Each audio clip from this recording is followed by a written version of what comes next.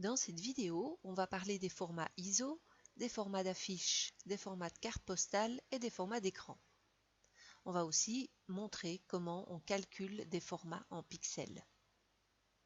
Format ISO, donc sur papier. Ces formats sont des formats très utilisés dans nos pays. La plupart des documents sont présentés sur format A4. C'est le format ISO le plus utilisé. Tous les formats ISO découlent d'un grand format A0. Celui-ci respecte le rectangle d'or et sa surface fait plus ou moins 1 mètre carré.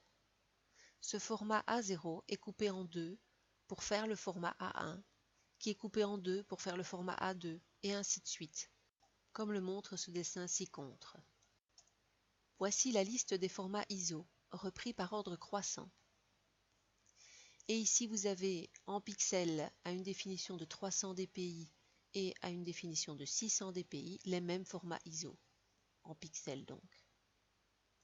Format d'affiche, sur papier. Certains formats sont spécifiques pour imprimer des affiches par exemple. Vous avez une liste ici des affiches les plus couramment utilisées. Et voici l'équivalent en pixels, 300 dpi et 600 dpi. Format de carte postale, sur papier. Certains autres formats sont spécifiques pour imprimer des travaux plus petits, comme des cartes postales ou des petites photos, ou encore des cartes de visite. Voici ici une liste des cartes postales et des cartes de visite les plus couramment utilisées, et l'équivalent en pixels, 300 et 600 dpi. Format d'écran. Les écrans ont leur format spécifique. Ces formats correspondent à la mesure de la diagonale de l'écran et ils sont toujours spécifiés en pouces. Les écrans classiques fonctionnent à une définition de 72 dpi.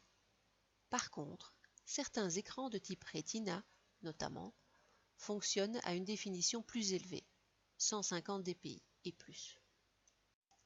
Voici quelques exemples de formats d'écran avec leur correspondance en pixels, qui est repris donc sous forme de largeur et de hauteur, en 72 dpi ou en 150 dpi.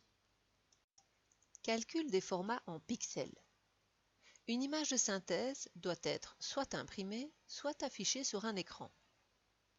Dans le premier cas, une impression classique a une définition de 300 dpi. Cela veut dire que l'imprimante va positionner 300 points d'encre sur 1 pouce de distance, qui est équivalent à 2,54 cm. Comme exemple, prenons le cas de savoir combien de pixels il faudra pour une image de 12 cm x 12 à raison de 300 dpi. On part de la définition. On a 300 pixels pour 2,54 cm.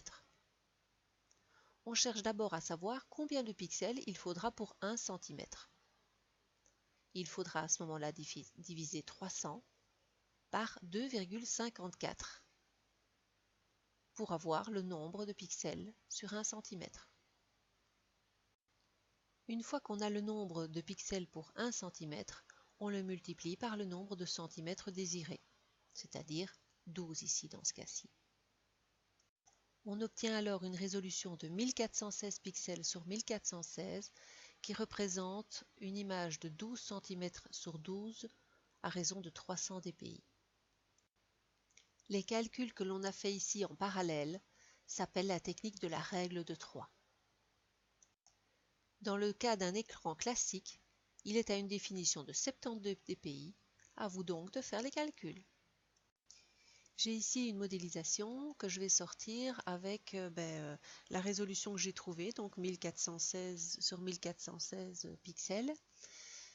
Pour l'instant, je vois que ma caméra elle est rectangulaire et donc je vais changer le format et la résolution donc en prenant ici cette petite icône-ci. Et je vais dans les dimensions. Pour l'instant, la résolution est de 1920 pixels sur 1080 pixels. Et elle est calculée à 100%. Ici, je vais changer la valeur et mettre 1416 sur 1416 pour avoir mon image donc en 12 cm x 12. Après, en poussant sur F12, j'ai le rendu de mon image qui est bien carré. Et quand vous allez imprimer ça sur une imprimante classique à raison de 300 dpi, votre image fera bien 12 cm sur 12. Je vous remercie pour l'attention que vous avez accordée à cette vidéo.